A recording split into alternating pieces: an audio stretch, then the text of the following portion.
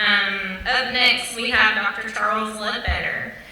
Dr. Ledbetter served in the military for just over 20 years and attained the rank of lieutenant colonel. He is a former West Virginia State University professor and administrator. He continues to serve the community by being on various sports. In 2009, he received the West Virginia Martin Luther King Jr. Award for Scholarship. He has authored a 2-volume book titled Alliance Against the Odds, The Manual Training High School. His presentation is titled A Scan of the History of Blacks in the Military, 1775 through the 1960s Draft Period.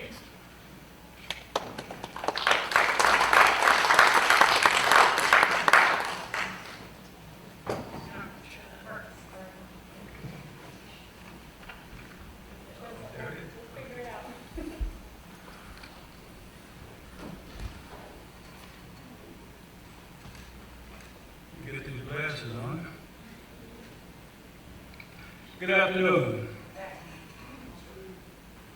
I would like to begin my presentation with an expression of my respect for all of the men and women who pledged allegiance to our Constitution and served or is currently serving in our military. When you left the comfort of your homes to join one of the branches of the military, you joined an organization that is unlike any other organization in our country. For 24 hours a day, 7 days a week, you had to be prepared to endure separation from your families, defend our freedom in hostile territories, protect our values, and often, along with your comrades, show us the true meaning of teamwork, discipline, perseverance, and courage in combat roles. To every veteran, I say thank you. Thank you for your dedication and your sacrifice that have kept our nation strong and free. May God bless you. I was asked to talk about the subject because I gave a speech on it during Black History Month, I guess a couple of years ago here at the Cultural Center. And I agreed to do it because I had the speech, had thrown it away. But then I forgot to ask the person how much time I had. And then when I called and they told me, I said, oh my goodness, that took about an hour and a half when I gave the speech before. I don't know how I'm going to do that. But I'm going to attempt to shorten it and hopefully not bore you with what I'm going to cover. But I'd like to share with you a tiny bit of the story of one group of veterans, whose contribution to our military, let me see if this works now. It was a little fast. Mm-hmm. Just click through to me, you just click back and you'll be okay.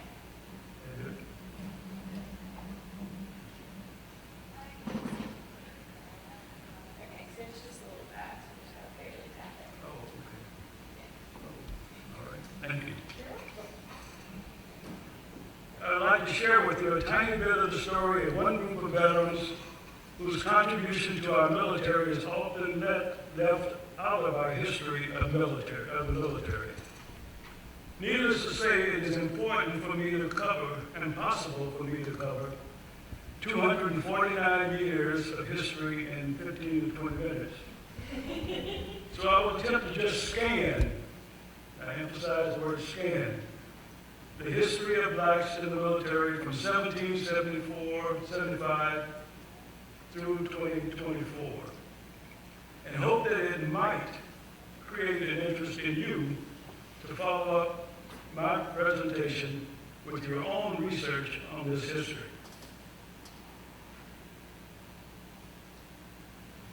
Turn to the right one. Over the next 15 minutes, I can't see the side. Oh, okay. All right. We're moving. Over the next 15 minutes or so, my goal is threefold. First, to provide you with the framework for understanding the history of blacks in the military. 2, to quickly scan through a simplified, limited approach for understanding that history. And 3, to look at just one example of the last 50 years of progress that has been achieved through full equality in the history of blacks in the military.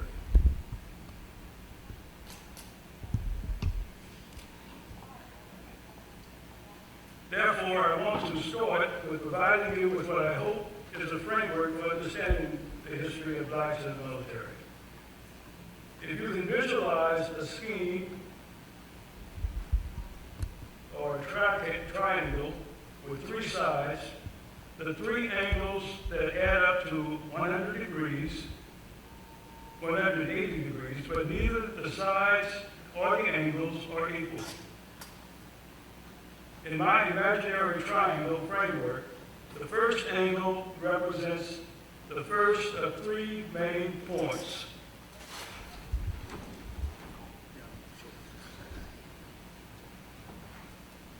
I hope that it will help you take away what I'm looking to give to you in this presentation.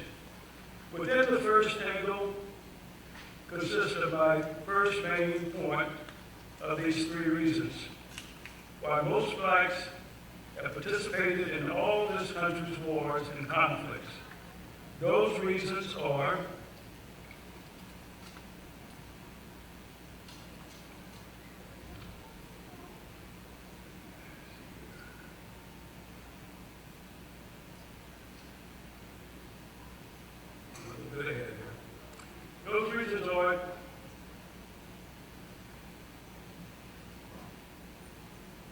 to defend our country and to achieve full equality within our nation.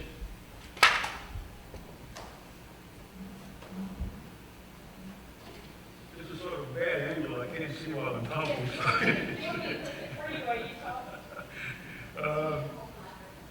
Well, I can get the microphone up there, as long as you stay in this general area, I can look at what you're talking about. all right, I apologize for this. Oh, it's okay.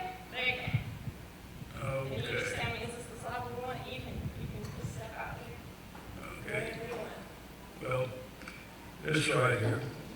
Okay. Therefore, I want to start with providing you with what I hope is that framework for understanding it, and I've covered in those 3 main points in my slides 4, 5, and 6. In other presentations that I have made regarding the military, at some point I have shared that a war in this country is defined as our nation's Congress, formal declaration, or approval of our President's decision to employ our armed forces against foreign powers, states, or against an opposing party within our nation. Then I have asked those attending my presentation of this subject the following question. Starting with the Revolutionary War in 1775 to this day in 2024, approximately how many congressionally declared or approved and presidential official wars has the United States been involved in over the last 249 years? The answer I normally get ranged from 4 to 8. So you can imagine the shocked look on the faces of those present when I share with them that over the last 249 years, our military has been involved in approximately 90 wars. Approximately 90 wars. And these are some of those wars, starting with the 19th century and going through our current century.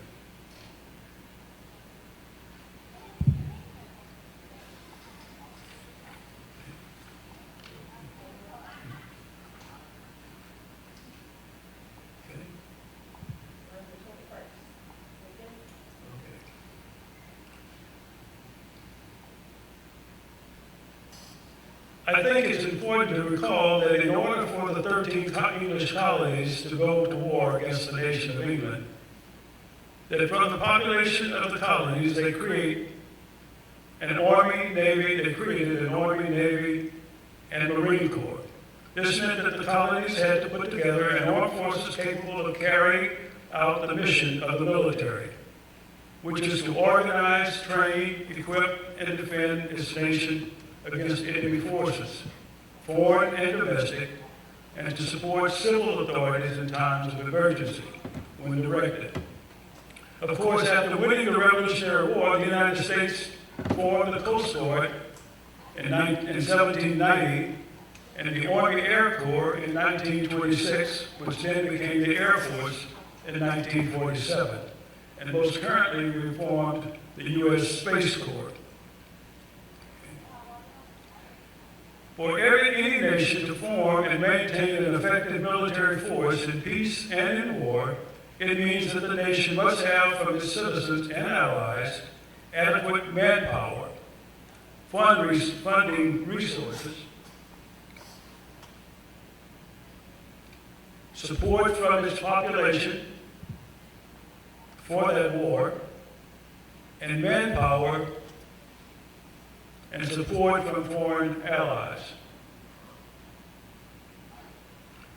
I find that most history books seldom, if ever, recall that in just about every one of our wars, our country began the war with a shortage of one or more of these resources. For example, as the 13 colonies and then the United States entered the Revolutionary War, only 53% of the population were from England. Blacks made up 20% of the population at that time, with about 500,000 in the population. 480 of those were slaves. 20,000 blacks were free.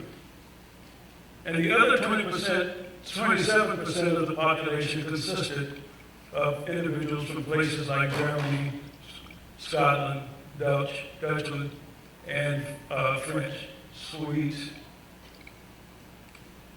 Blacks, if you think about this now, again, in this time frame, and we're talking about going to war, had none of the privileges or immunities of a citizen of this nation. They did not have the right to vote. They were mostly enslaved or treated as people held in involuntary servitude. And by the Constitution, they were considered 3/5 of a person.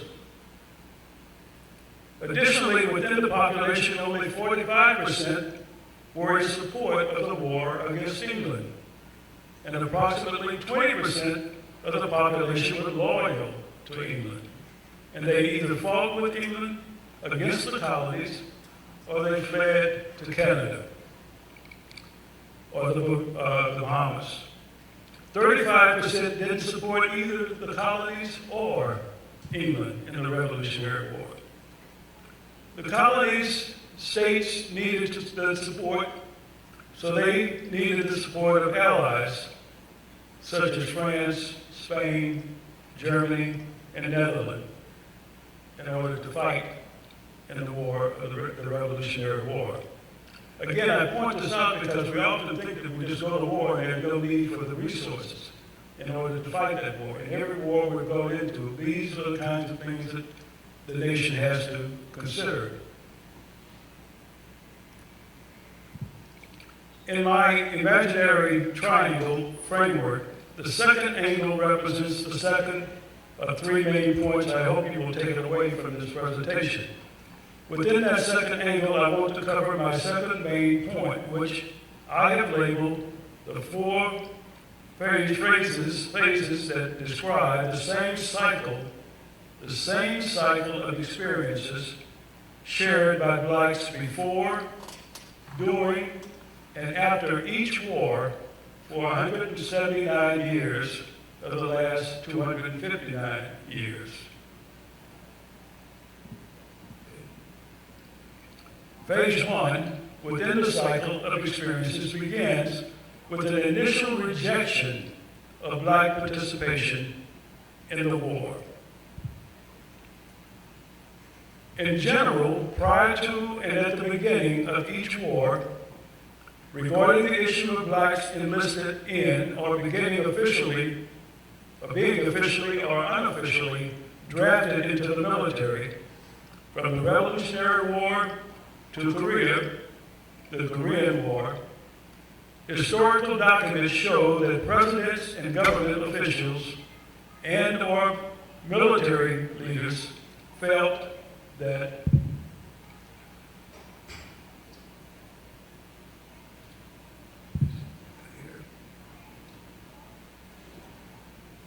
blacks had not mentally progressed as far as other human beings.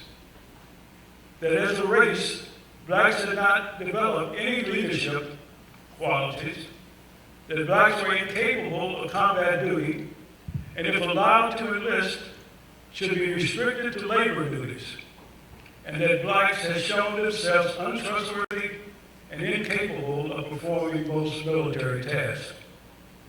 For example, beginning in June of 1775, General George Washington and the Continental Congress were initially not in favor of blacks enlisting in the Continental Army, nor was President Roosevelt at the beginning of World War II. For example, on October 23, 1775, General Washington announced that, quote, all Negroes would be rejected for the military. And on October 31st, 1775, he stated that the Continental Congress is not inclined to enlist Negroes. Phase two within that circle of experiences, that cycle of experiences, begins with the recognition of manpower shortages in the military that result in the reluctant acceptance of blacks in the military. For example, officially, the first blacks in any of the colonies to be allowed to enlist or to be placed in the army by the slave master occurred in November of 1775, when South Carolina unofficially drafted slaves into the military force because it was unable to fill its manpower, again, one of those resources that you have to have, unable to fill its manpower requirements from within its white population. Additionally, when white slave owners were officially drafted, they were allowed to put their slaves in the military in their place. Going back to the Revolutionary War, there are examples of manpower shortages and or protests within the white population against being officially or unofficially drafted that led to the acceptance of blacks in the Revolutionary War and other wars.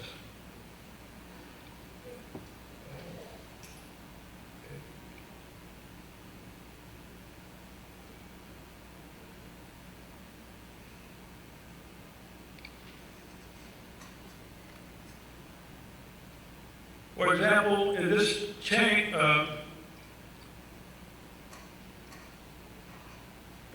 this change in position by General Washington on accepting blacks into the military shows that after considering the seriousness of this manpower shortage that they were having, in December of 1775, General Washington stated that he had been persuaded to, quote, depart from his previous resolution and have given license to the enlistment of Negroes.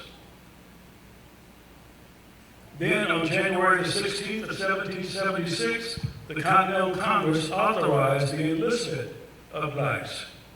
The Southern colonies had been and continue to unofficially draft black slaves into their military units.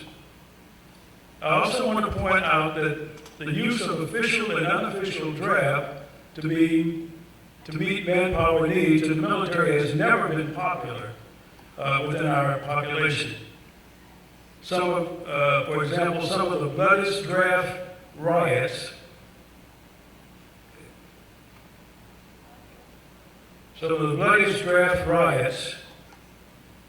during the Civil War resulted in hundreds of free blacks killed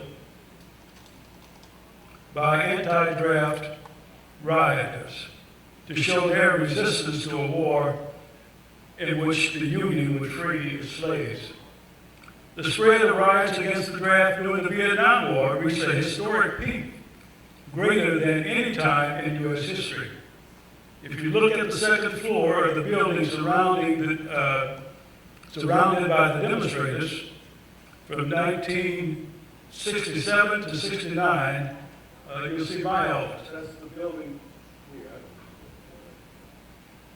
Right here on the end at the bottom.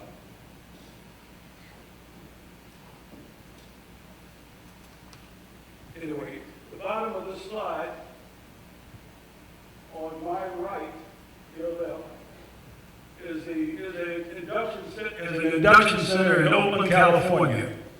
I happened to serve there from 1967 to 1969. And as my wife will tell you, this is what I would meet each morning when I get into work. And so often I'd have to go to work like at 3 o'clock in the morning, 2 o'clock in the morning in order to meet the demonstrators there. You can see it's still dark, and they're already there to demonstrate. And this was an everyday affair.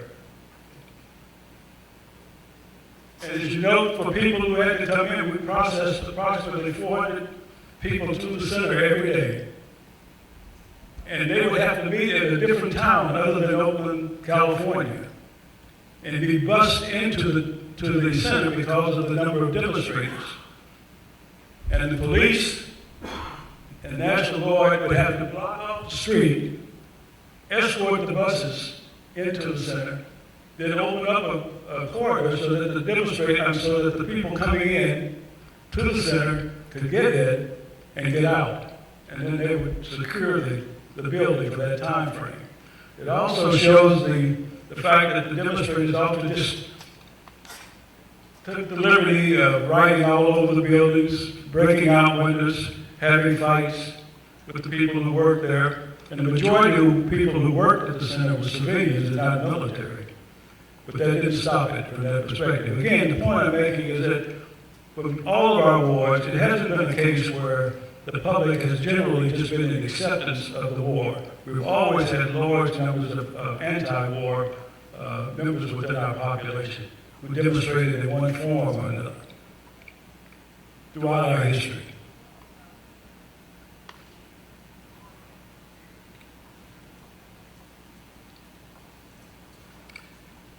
Okay, please.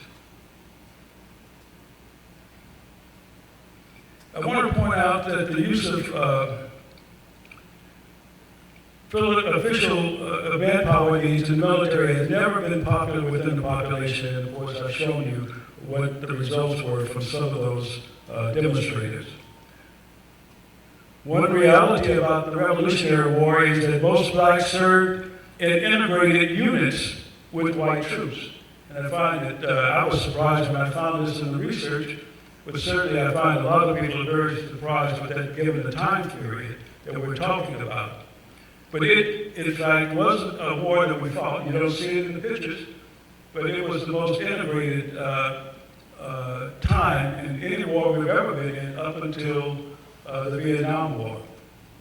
Because after the Revolutionary War, we went almost totally to separate units within the military. But the Revolutionary War was an integrated war in that the black and white soldiers fought together. Even those who were slaves fought in the same units with their white counterparts in the Revolutionary War. One other point I'd like to make, going back to the Revolutionary War as an example, on average, black military personnel served longer periods on active duty during a war, to include the Revolutionary War, than their fellow white counterparts. For example, in that Revolutionary War, black soldiers and sailors who fought for the independence of the United States, on average, served longer periods on active duty than their white counterparts. Okay. Next. Phase 3 within the site circle of experience began with the expansion of the use of blacks units in combat. In each war, as manpower shortages grew, the government and the military leaders would reluctantly place blacks in black combat units under white officers, with few exceptions, into combat. At the end of the war conflict, official government documents show that military leaders had high praise for the bravery and success of the black combat units.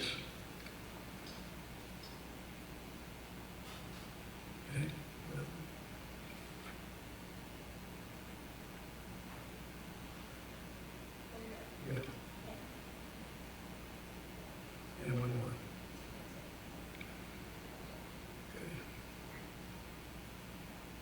These were just some of the kinds of comments you get from the military leaders and from the presidents of the United States after being placed in those combat units reluctantly. They would make statements saying, the natural faculties of blacks were as good as any whites. Blacks demonstrated that they were hardy soldiers against overwhelming odds. Their faithfulness in doing their duties and under the worst conditions, their patience, endurance of heat and cold, hunger and thirst were equal to any white troops. The bold efficiency of blacks in battle made officers who frowned on blacks at the beginning of the war learned that blacks were equal in combat to any white troops in the Army. And these were statements I took from various time frames, from various wars, and from various generals or presidents at those various times. Just an example of it. Phase 4, within this circle of experiences, began once each war was over, with most black military personnel being the first released from the military, regardless of whether they wanted to stay in the military. The last point I want to make regarding these 4 phases is that from 1775 to 1954, when each war began, blacks experienced the same 4 phases of the circle. In other words, if we went back and we looked at the Revolutionary War, we would see this circle. And then if you jump to the War of 1812, you see the same cycle, the same circle occurred with blacks. If you jump from that to the Civil War, you would see the same circle occurred. If you jump to World War I, you see the same circle occurred in terms of the reluctance of acceptance, manpower needs, bringing in labor units, followed by combat units, followed by the comments that were made before and after the wars, and then the release of blacks from the military in larger numbers, even if they wanted to stay in than their white counterparts. I would like to end my presentation by pointing out that except for the last 50 years, throughout much of that 249-year history of our country, the strong racial attitudes and segregation laws of the United States prevented presidents and military leaders from giving blacks an equal opportunity in the military. However, over the last 50 years, one of several examples of the progress toward full equality can be found, and I'm just using this as one example, in the ranks of commissioned officers in the United States military. The following are a few examples of that progress, and I just want to scan through some of those. This gives you, for those who may not be familiar with military rank, this gives you an idea of what the ranks look like for within the Army, Air Force, Navy, the Marine Corps, and then the bottom with the Navy, and how they are equivalent.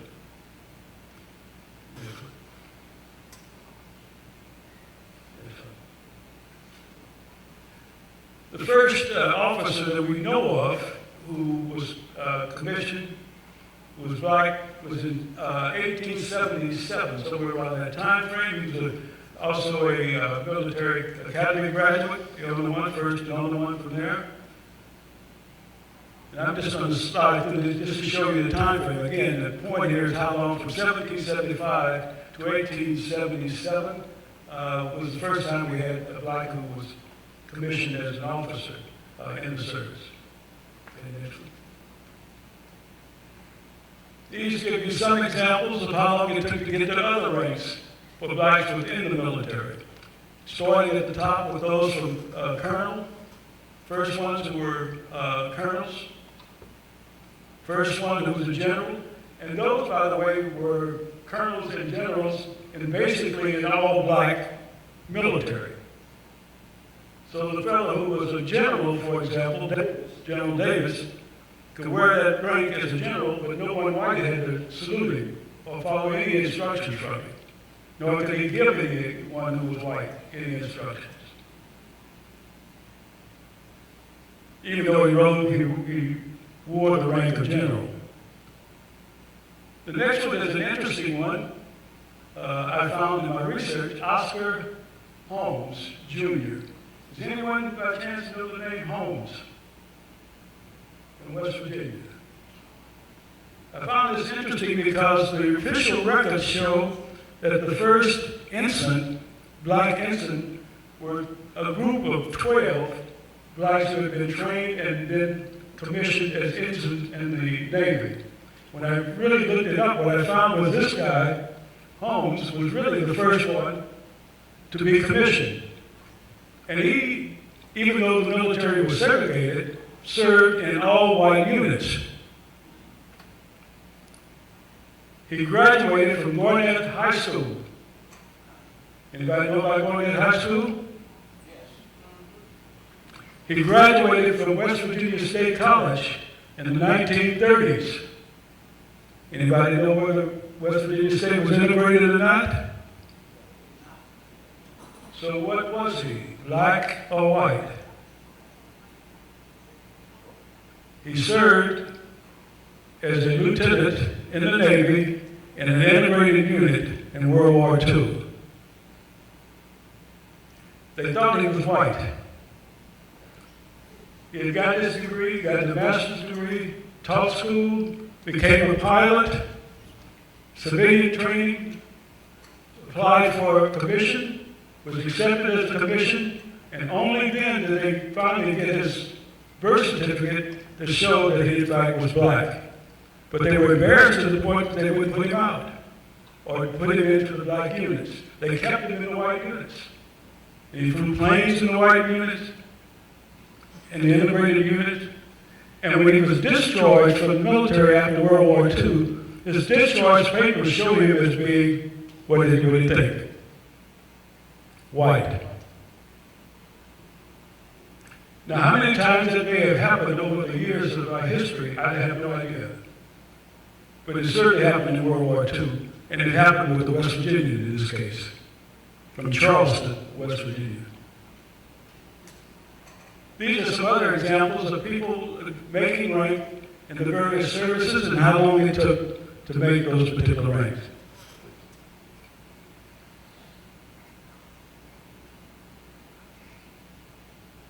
And these are the 12 that are on record as being the first black ensigns in the Navy, when in fact they were not. The one from Charleston really should be in the history books as that individual. Okay, next.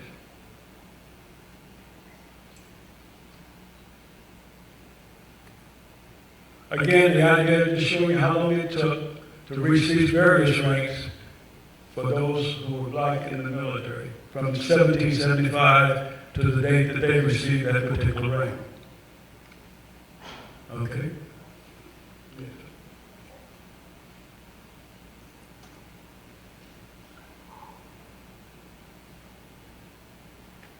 Next.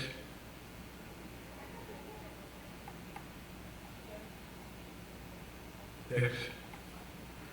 And this I just wanted to show again the progress that we have made in the last 50 years.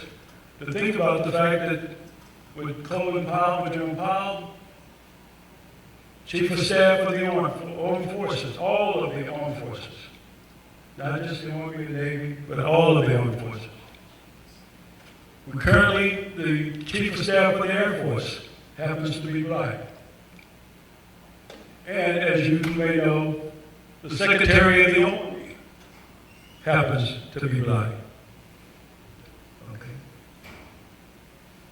And I just put this up here to get the local side of it. If you think about, again, the point I tried to make about how long it took to get to this point, you can see that these individuals all became generals. They're all graduates of West Virginia State College.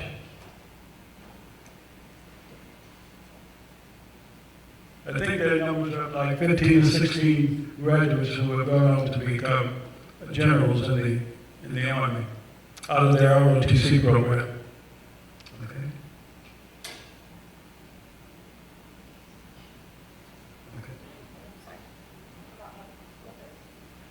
And one of those generals is also a Medal of Honor winner as well.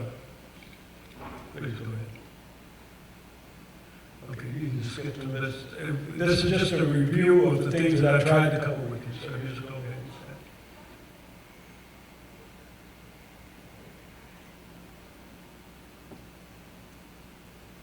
Go ahead. Next. Next.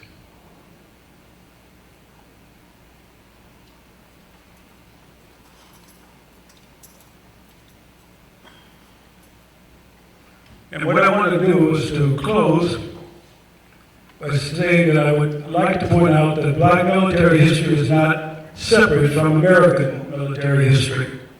It is one part of it. Unfortunately, that history is lost until we integrated it until we finally, at some point, integrated it into American military history.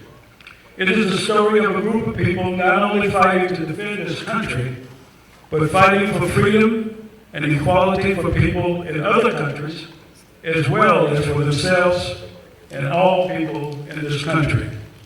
Despite barriers erected by slavery, Jim Crow laws, segregation, and racism, the story of their resilience, fortitude, sacrifices, courage, and bravery to overcome those barriers is a reality that has made our American military and our society better.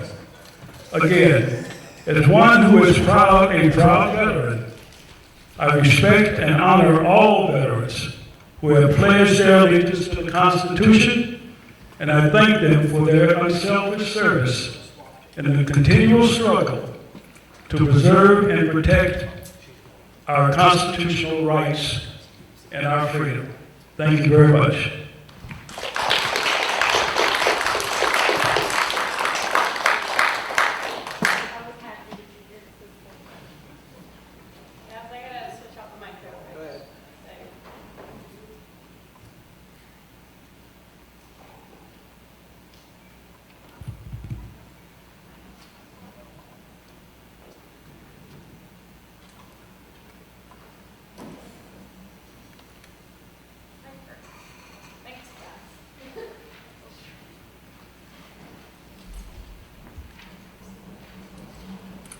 Okay, thank you, Dr. Ledbetter, for your presentation.